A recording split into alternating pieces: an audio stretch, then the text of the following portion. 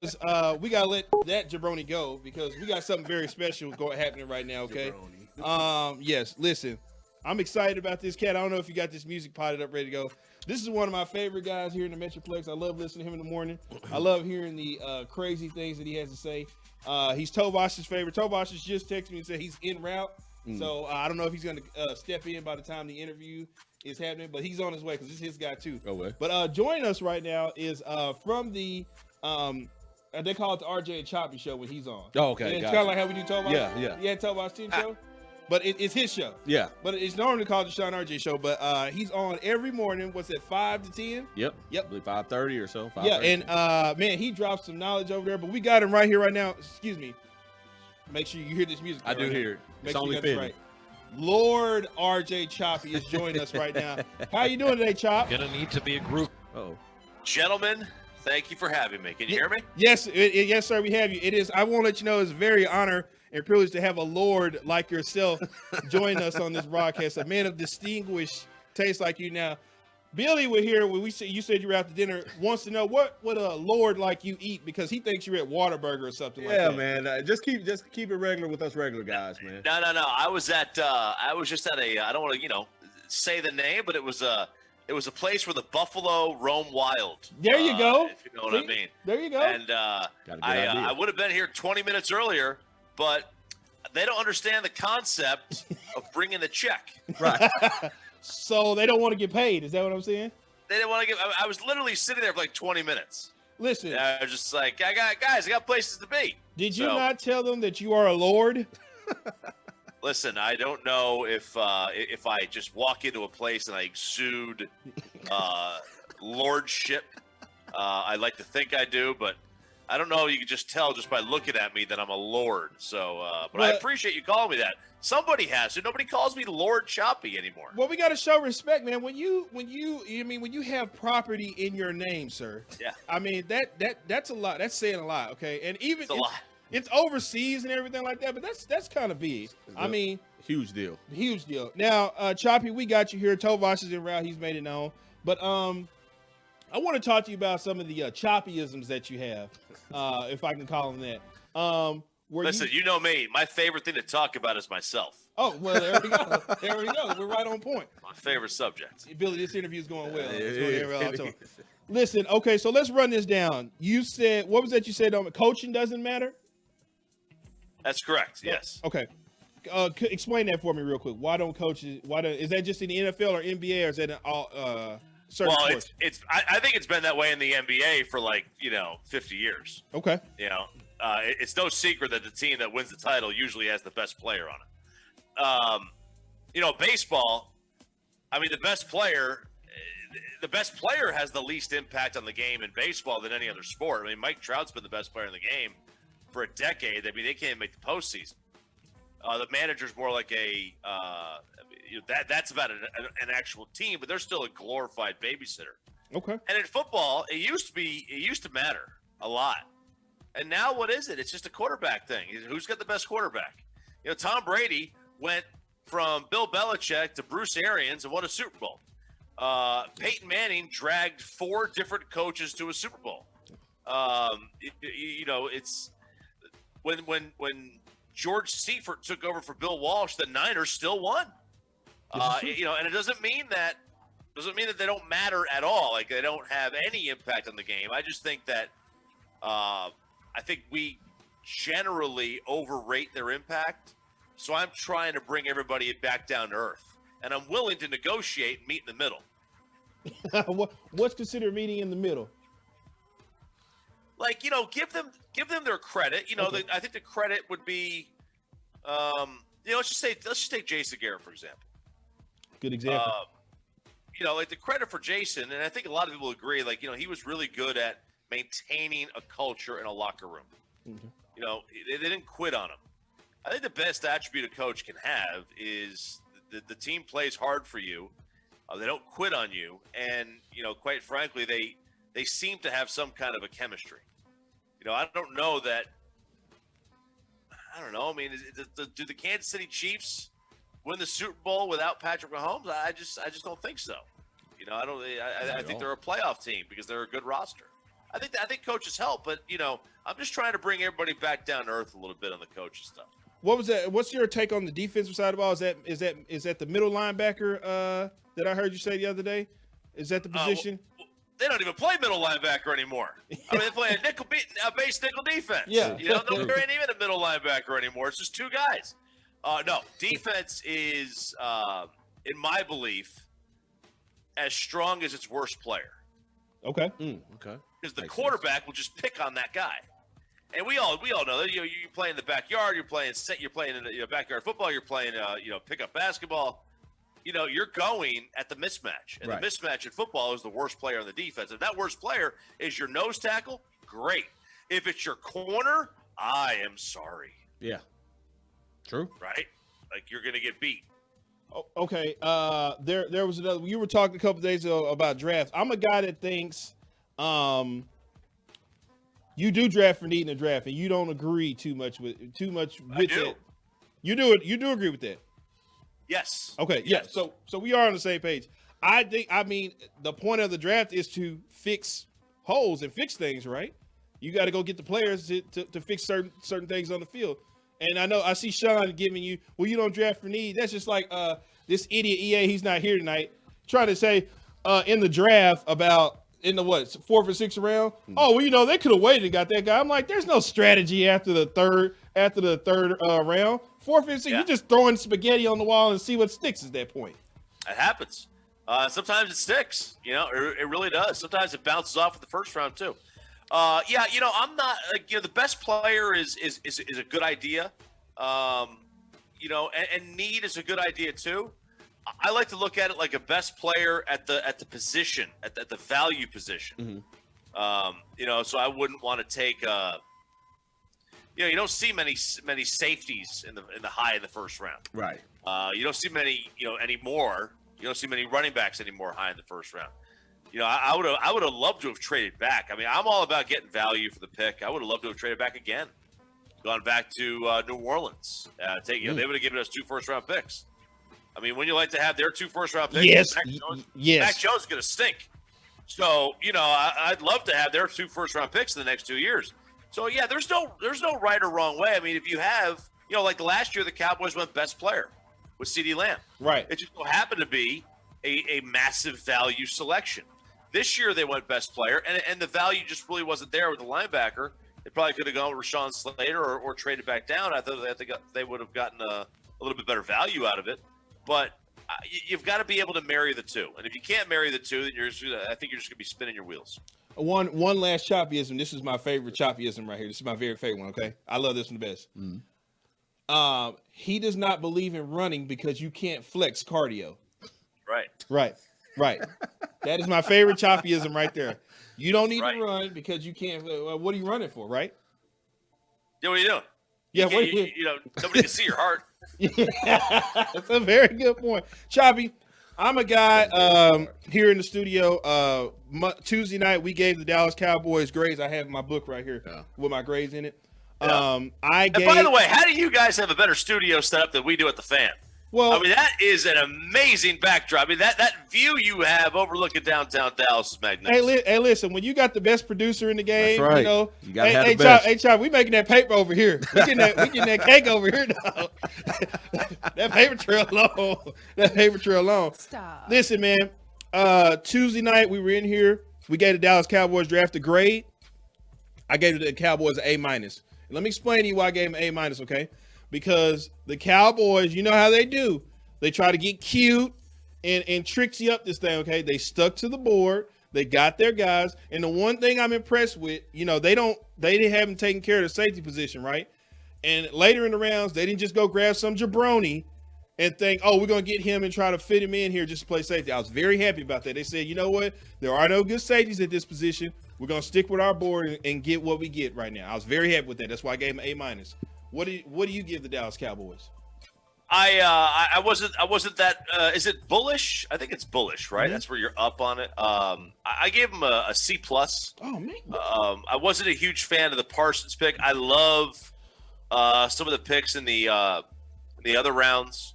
I really thought that the Jabril Cox pick is gonna be fantastic. Yeah. I don't care much about, I shouldn't say it like that. I do care, but, I overlook when it comes to draft grades, the players off the field stuff. Because, look, quite frankly, I'm not an attorney. I'm not a judge. I'm not a police officer. I basically look at it. If the league says they can play and the court of law says they can play, then, I think you really muddy the waters when you start picking which criminal activities or whatever that you're willing to put up with. I think you muddy the waters there. Okay. Because it's like, because we've all rooted for players on this Cowboy team in the past that have done a lot of bad things. So we're okay with that, but we draw the line here. If the courts say you can play, I hate to say it, but you can play. Yeah. And with Micah Parsons, whatever what he did with the hazing, it sounded really, really bad. I like to believe in second chances that, you're 20 years old, you're different than when you're 24. Man, a Josh Ball thing's a little different. Okay. It's a little different. Yeah. And it's really hard to overlook that. I can't say that I'm rooting for him to make the football team. I'm not rooting against him because, I believe in second chances and the courts say he can play, but I can't sit here and say I'm going to go buy a Josh Ball jersey tomorrow. That's just it's a little bit different. So I stay away from the off the field stuff when it comes to that. But yeah, I thought, from a value standpoint, in the first round, I was a little disappointed. I would have rather have had Slater. Okay. Hey, Chop, I got a question for you, man. So when the draft was going on, we saw a lot of people who were really upset about the idea that, first and foremost, the Broncos took Patrick Surtain from us. We lost J.C. Horn, and then we lost Patrick Surtain, like back-to-back. And so people got all flustered and upset. Okay. Then you get to the second round, and there's Trevon Merrick. Okay. We all have been talking about addressing safety for like the past 15 years, right? And they refuse to do it. So here he is again, and then sure enough, here comes Chucky and those guys, and they come up and they snatch him. What do you see a pattern of the Cowboys like having the ammo to go up in the draft or even just in free agency and go get a guy who can be a game changer for them, but they're just kind of stuck in their ways of saying, no, we're going to sit here and we're going to wait it out. And we just keep watching guys get away from us that can help this team. Do you feel like the Cowboys are aggressive enough when it comes to like stuff like that? Or do you appreciate the idea of them just kind of standing pat and just letting the board fall to them? He wasn't on our board. We didn't have. Well, maybe that's a problem. Okay. That's why so many touchdowns are getting thrown. Yeah, we didn't have him on our board. He wasn't part of the plan. He was on the board. I'm sure he was. I think there's a time and place to trade up. I don't know that I would trade up in the first round to get somebody who isn't like a quarterback I'm trading up for. But sure. To get Patrick Surtain, I wouldn't have traded up. I don't think one spot for him. Okay. I think they got caught. They weren't expecting Denver to take him. Nobody was. Yeah, I wasn't either. Nobody was. Right. Yeah, nobody was. They got caught. If I were them, I'd do it the same way again. Well, I still can't believe that happened. Well, so even from that standpoint, even if it's not Patrick Surtain, I'm just talking about just a player in general. If as a football team, if I'm the Cowboys and I'm in that war room with Jerry and those guys, and there's a guy who we've been eyeing and we're like, man, that's our guy. If there's any question, maybe not in the first round, I get it, but for like in the second round and you have the ammo, the extra third round pick, why not use that to go up one spot and secure that guy as opposed to taking the risk and losing? Well, I can answer that, Billy. We're paying the quarterback a lot of money. So when you're paying the quarterback a lot of money, you don't necessarily have the funds to move up. that's what Steven said, when they asked him about moving up. The quarterback. You're not wrong. That's fair. That's very fair. That was the information we didn't need to know at the time, but he threw it out there. He's throwing the quarterback under the bus, but go ahead. Well, now in reference to the other rounds, and I understand what you're saying, and I agree that I don't think they're necessarily the most aggressive team in the league. But I will say this, and maybe this is Mike McCarthy's influence. McCarthy fashions himself as an analytics guy, and the analytics will tell you is that when you trade up for a player, it's about a 51-49 chance that the player you traded up for is going to be better than the one that you could have got. Is better than the one that was the next person at that position to go. Okay, gotcha. So these teams, we're all pretty bad at this. We're all pretty bad at evaluating talent. Just go look. How many friends have you had that were like, man, you didn't turn out the way I thought you were going to? Right. Or girlfriends, right? It's like, whoa, Yeah, you were way better week 1. Yeah. You know, like, we've all had that, right? We've all had that. So we're really bad at evaluating people in general. Because what are you getting? You're getting 2 hours out of them. You know, and you're getting a couple of game tapes. But yes, in general they are. But they wanted to make all their picks. They said that they wanted to make 11 picks. Yeah, they did. You know, it's 11 darts. I get it. You know, it's 11 darts. It's what Bill it's his theory. The Belichick theory is I'm going to draft based on volume. Well, if you hit on 7 of those 11, man, that's not a bad situation, especially if they're guys that can come in and perform for you this year and going forward, and they could be on the team 4 or 5 years from now. I think, you know, that you got to call that a success in terms of a draft. So I'm on board with it, I guess. RJ Choppy, I'm going to switch that. We're talking to Lord Choppy here from 105.3 The Fan, the Shan and RJ show. Or when he's on the air, it's the RJ and Choppy show. Listen, me and this guy here, we do a Mavericks post-game show on social media after every Mavericks game. We're getting potted up here after we finish with you. But listen, talk to me about the Mavericks, how you feel about this big 7-foot over there who some people in the studio have a problem with, some don't. Tovash, your guy, says that Kristaps Porzingis doesn't like to play basketball. That's why he sits out so many games. Could you speak to that for me? Ooh. You know, I don't know that he doesn't like to play. I don't think he likes to play hurt. Okay. That's fair. That's fair. Now, I'm going to tell you what I said today. I said it's one of 3 things with him, or it's a combination of 3. He either doesn't want to play for Dallas anymore, he either doesn't want to play with Luka, or he doesn't want to play under Rick Carlisle. It's either one of the 3, or it's a combination of the 3 at this point right now. You know, it's interesting because I can understand, and now I don't know Rick personally all that well. But if you don't get along with your boss, nobody wants to go to work. Right. I don't care what industry you're in. What is the number one reason people change jobs? It's not even for more money. It's because you're boss. So if he doesn't like Rick Carlisle, I could easily see that. I find it hard to believe somebody wouldn't like playing with Luka, just the way he distributes the basketball. It puts him in a position to succeed. We have seen NBA players not necessarily love to play here, but we have seen European players enjoy playing here. At least one that I can think of. I think his name's Dirk. I mean, he was at the game tonight. He was. Yeah, he was in the building. I don't know what it is with KP. I will say this. When he is on the floor, they're a better basketball team. Say it all the time. And that's a bit. What do you call them? Big stops? Yeah, we call them big stops for Porzingis over here. Okay, we like to. That's what we like to call him when he has those good games that we can appreciate. He also calls Dwight Powell D-Post 7 after he had a 15. That was a 20. What was that? 25-point game. I'm sorry. His career high. He nicknamed him D-Post 7, and he changed his avatar on Facebook to a Dwight Powell picture. Because I'm the only guy that shows Dwight Powell love out here in the city. So, I like him. He gave you a double-double tonight, by the way, too. Oh, excuse me. We'll get to him in a second. But, okay, there's another issue that we'd like to address with you when it comes to Luka. Real quick, because with KP and the Mavericks, their defense when he plays is atrocious. Yeah. They're terrible. Right. But offensively, they're one of the best offensive teams in the league, if not the best, when he is playing. Oh, yeah. They're that good. And in the postseason, I know the game slows down a little bit, but he was very good against the Clippers last year. Yeah. And this team knows how to beat LA. They do know how to beat the Clippers. Yeah. I'll give you that. With Porzingis, if he plays, let's just say he plays 6 of the 7 games of the series, Mavs got a legitimate chance to beat the Clippers. What about the Nuggets? Because I watched the Nuggets play Saturday night. That's a scary situation going on. And they didn't even have Jamal Murray, and they was beating up on the Clippers the other night with Aaron Gordon. That's a key addition right there. Huge addition. I'm scared of them, not from a Mavericks perspective. I'm scared of them, like, just if I'm looking at it from a Nuggets perspective. When your best player does not have the ball in his hand the majority of the time, I wonder how that plays in the postseason. Because you've got to get him the basketball. Look at how the game is. LeBron, ball in his hand. Steph, ball in his hand. KD, ball in his hand. Harden, Kyrie, Doncic, ball in his hand.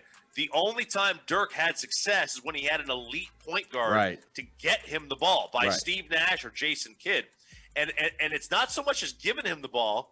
And what Kidd did so well is he got him in the ball in a position where Dirk was able to succeed. That's it. Not just you can't just give him the ball Right. and have him create. No. He has to get him a ball like a quarterback's got to throw you open. Right. And now he was able to do that. So I'm not high on Denver because, first of all, I don't watch him enough to see who's getting him the ball.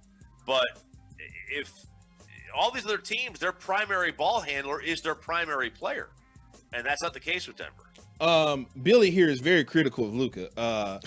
He gets what do you call that? Step back jack. Yeah, he gets step back jack going. That's where he step back and jacking up those threes, those ill-advised threes in the fourth quarter. Chop, I have a real issue with that, man. And tell him about how he gets in the bakery and make those apple turnovers. He gets in that bakery late in that fourth quarter, and those fresh baked turnovers, man. With about 5 minutes left in the game, we got to get rid of that, or this team is not going to.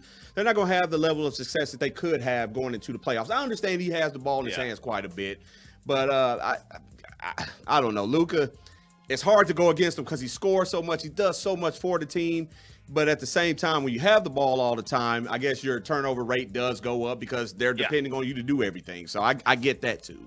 Let me say this, and I got killed by Sean and the KMC guys for this. And I think people look at this as a disrespect. This is not a disrespect. I'm going to compare him to one of the 20 best players ever. Okay. There is very little difference between him and Russell Westbrook. Okay. I know where you're going with this. I know where you're going. They pass the ball, they score the ball, they rebound the ball, they turn it over, they chuck some shots. Yeah. I mean, and people look at that like as a sign of disrespect. Man, Russell Westbrook, there is nothing bad about him. No. Now he may be a little bit older now, not be able to do what he used to. Hey, be listen, able he to older do. and still doing what he wants give to. you more energy than half the players on the roster give you. Yeah. And look at what the Wizards have done since they started like 4-17. Right. They're a good basketball team right now. They played really solid basketball. Yeah. And I think that Luka's got a way. I mean, he is fantastic, and I think he's going to go down in history as the best Maverick ever. And if he isn't already there, and he's going to be a top 10 NBA player of all time. Oh. But there's a lot of rust in his game. Yeah. And I think we got to get over acting like that's some sign of disrespect because Russell Westbrook is amazing. And if Luka has his career, man, we got a treat. We got to watch a hell of a player. Absolutely. Chop, I am somebody who thinks that I bring this up a lot when I talk about Luka. To maximize Luka, especially come the fourth quarter, I bring up the fact that in 2001, Larry Brown took the ball out of Allen Iverson's hands, and that was the best move for him. He became an MVP, and he went to the NBA Finals. I think that at some point, the Mavericks need to think about taking the ball out of his hands because now I'm seeing him develop a post-up game, and if he's developing a post-up game, I would like to see them take him off the ball more, maximize him more in the fourth quarter. Well, I guess who would bring the ball at the floor? Well, it's funny you said we were just talking about that a few minutes ago. The fact that Jalen Brunson now, his contract is getting ready to come up, okay? So, two things. You either are going to have to pay him or you're going to have to start him when you pay him. If you're not going to do either one of those things, then you're going to have to move on for him because he's walking. Because he's a starter in today's NBA. He ain't no bench player. Right. So you're going to have to do one of those two. And if you're not about to do one of those two, I'm sorry, Dallas. We're going to have to move on from him. Well, with that remove, because Luka has improved his three-point shooting. Oh, so, step back, yeah. Right? Yeah. Right? Yeah. So, you wanted to be a post player. Is that the best way to do it? I mean, would you be trading 3 for 2 with a lot of these other teams? I mean, I don't think it's a horrible idea. I'm willing to try anything. Right. I'm willing to try anything to keep Luka here, keep him healthy, keep him fresh. And, Brunson on the floor, I like the idea of Brunson on the floor. He's a good player. Right. This is a guy, he has won at every single level he's ever been at. Right. He knows how to run multiple systems.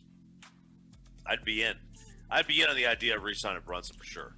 The next question, the most controversial topic in this room, Mr. Rick Carlisle, okay?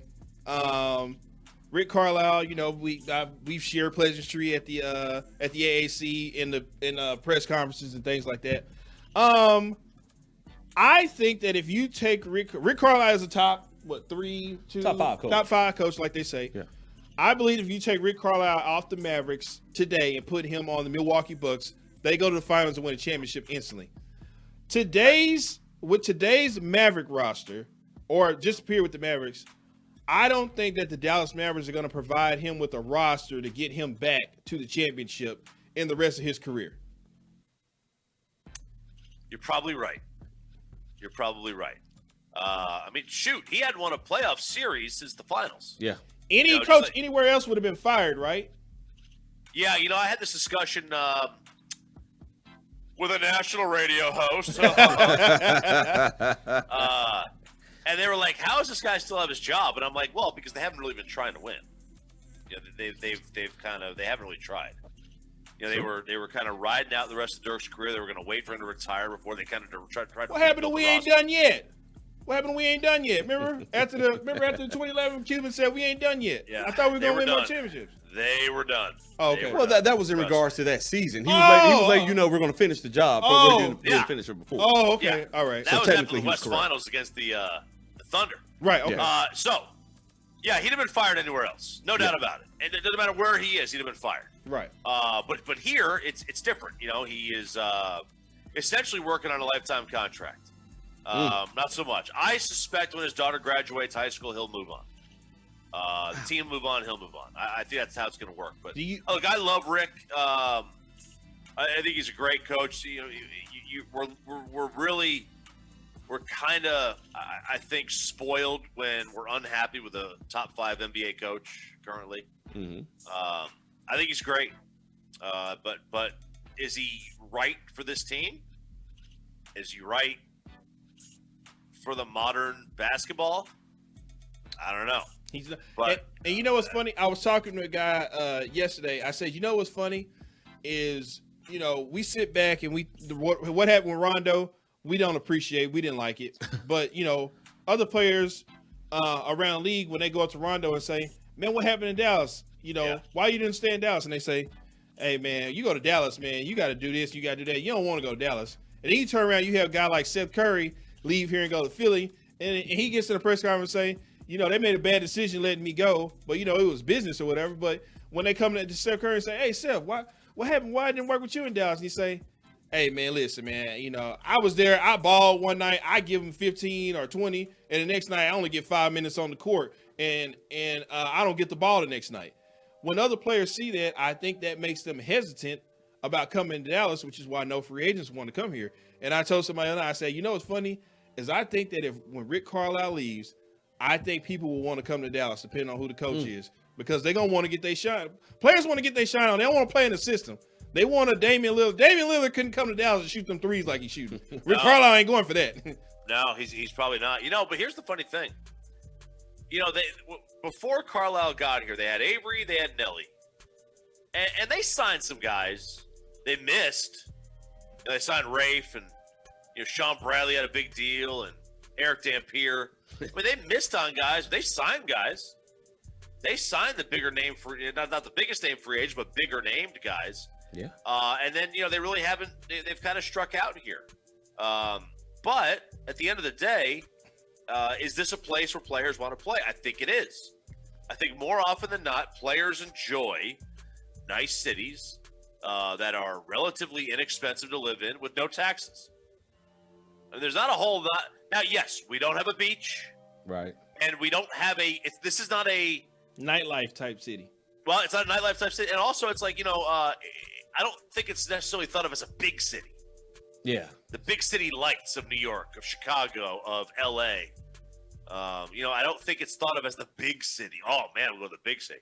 It's the big city if you're in, Cisco, Stephenville, like that's the big city. But if you already grew up in, DC or Chicago or Indianapolis, it's not the big city. Right. The big city is Chicago, New York, and LA. And there's no beach, which, that helps Miami out a little bit. So we're missing a few things, but look, I think it's a great place to live, raise a family. The guy sitting to the right of me is very critical of the general manager of the team. Yes, He thinks that things fall at his feet too. He needs to be held to the fire. Will there come a day where you will agree where Billy is questioning Donnie Nelson and that, maybe it might be time to look at moving on from Donnie. Listen, the guy invites me to his 4th of July party. Oh, wait! Didn't he stop taking your phone calls too? Yeah, he did, but he forgot to take me off the email chain. Okay. But I still get them emails. Okay, look. I'm going to try to defend Donnie here for a sec. They haven't always had, I think Mark misjudged the CBA. Okay. After the title team. He still Donnie is. built the title team. Right? I mean, he made the trades for Jay Kidd. He acquired Tyson. He acquired Stevenson. He acquired Peja. Jason Terry. Karan Butler, too. Karan Butler. Corey Brewer. Brendan Haywood. Yeah, Brendan Haywood, Corey Brewer. The Karan Butler injury Peja? gave that team a title. That was the best thing that happened to them. That team opened up after that. But he was there. But he found 3 amazing players that he saw 3 different all-time greats that not a lot of people saw. Nobody saw Giannis. Right. He saw Giannis. Imagine how different this team is and what we're saying about them if Mark let him draft Giannis. Now, we wouldn't have Luka. Yeah. Right? But we would have been good for 5 years now. He also found Dirk, and he found Luka. So we're talking about a guy who has discovered and knew all 3 of these guys were going to be great. Now, he's missed. But they all miss. Yeah. How many guys? I mean, every 20 years, this guy gets a top 20 player. That's his track record right now. So that's my defense of him. Well, the deal with Luka being here, I had a lot to do with that, Choppy. A couple weeks before the Los, matter of fact, the day before the draft, I ran into Donnie at the Los Mavs Festival. He can verify this. He's joked with people at the AAC about it. I pulled him aside and I said, Donnie, listen, I know everybody's talking about Mo Bamba and all this other stuff. I know we're taking Luka, and I just want to let you know something, man. Don't sit at number 5 and think he'll be there. You need to move up and get him. Because if you let him fall to Memphis, I guarantee you Memphis will take him, okay? Yeah. We need to do something to get him up there. He was like, you think so? I was like, Donnie, I know so. You cannot let Luka fall to Memphis. If you let him fall to Memphis, Luka is going to be gone. Long and behold, draft night, what do? We make a deal with Atlanta. We have him. Donnie, at a Mavericks game last year, I was walking around the back.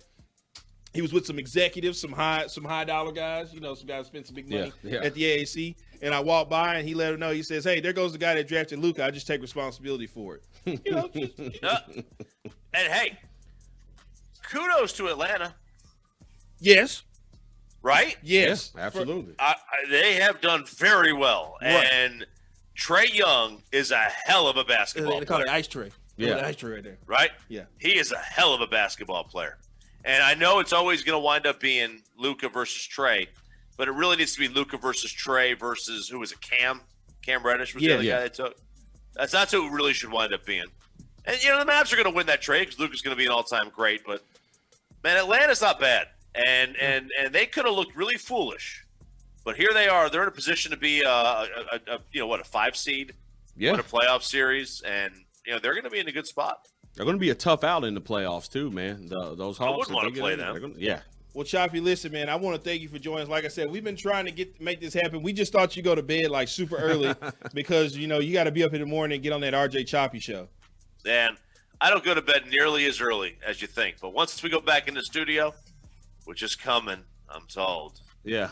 Wait, you sound depressed about it. Man, I've been working at home for a year and a half. And you Or prefer a year change. And you would prefer to stay that way, right? I mean, look, I think the shows are slightly better when we're there together, but I get 2 extra hours of a day. I get an extra hour of sleep, and I don't have an hour in the car, combined trip. Okay. There you go. It's 10 extra hours a week that I have to sleep, to go to lunch, to go to the gym, to play some golf, whatever. It's really you can't even compare the two. It's different lives.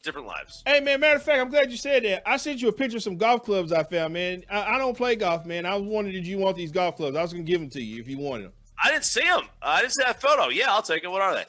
Man, they're like classic golf clubs that we found when my pops was moving a couple weeks ago. I found like there's every golf club you need is in that deal. I have them in the trunk right now. I promise. Now, I know where you at. I'm in South Lake every day. So if you want to, we can link up and make that happen. Let's do it. I live 10 minutes from there. I would have been here earlier, but there was there was construction in South Lake. I had to drive right through it. Well, I come through there every day. They gotta get those roads ready for your boy when I come through there.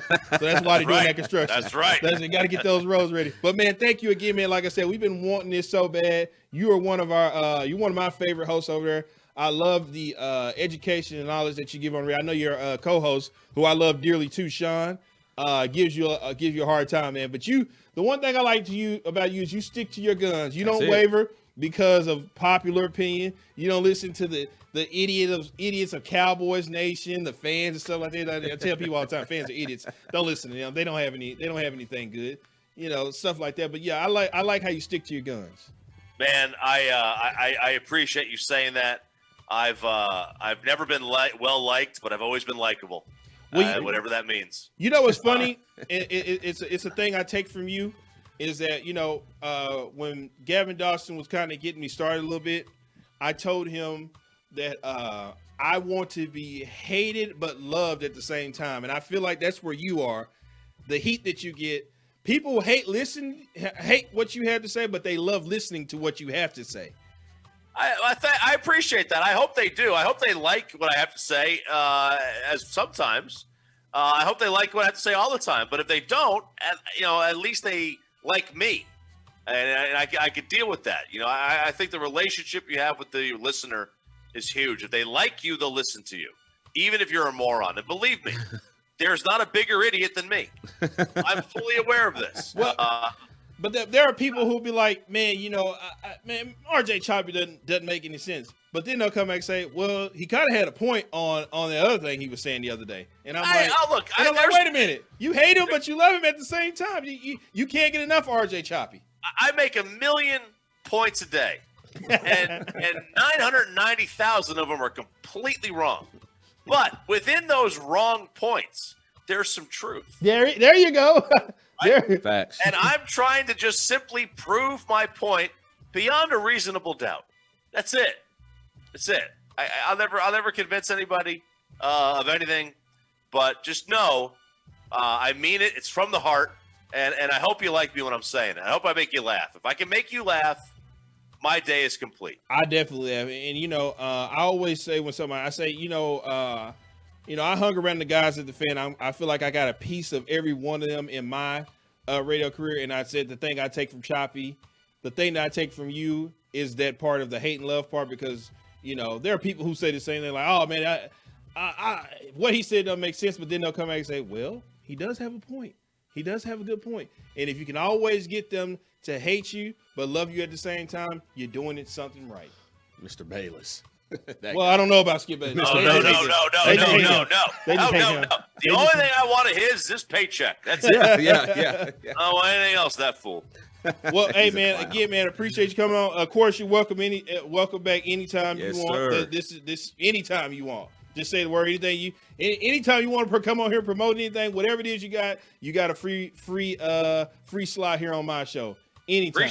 Appreciate it. I will be back. Can you please hit the music that we have for Choppy as we say now? We can't not send a Lord out without playing the Lord music for him. As check him out every day, Monday through Friday. 105.3 The Fan, Shan and RJ, Lord Choppy. As he gets serenaded with this right here. Right on out of here. Make sure you bow to the Lord whenever you see him. And listen, Buffalo, whatever place that was, when the Lord asks for the damn check, you get it to him. Hey, Chop, next time just walk out on him. Just walk out. You don't make the Lord wait on you. What are you doing? This man is prestigious, okay? What are we doing? The Lord asks for the check, you get it to him. Or just walk out next time, Chop. Don't even worry about it. Who's going to say something to the Lord? Yeah. Who's going to say something to the Lord out there? Nobody. Thank you again, Choppy, man. We got to get ready for this Mavericks postgame show. Thank you. Are you ready for this? Time to do it, man. All right, let's do this. All right, Chop. Listen, This was the BFB portion of the night. We're about to switch over to the Mavs postgame show. We want to thank everybody that tuned in. Thank you again to Lord Choppy Showing up. for showing up and doing this interview with us. We're going to talk Mavs. Mavs get the victory over the Brooklyn Nets. We're going to hype that up. But like we always say, keep your feet on the ground. Keep reaching for the stars. Always do what's best for business. And if we don't see you around, then we'll see you around.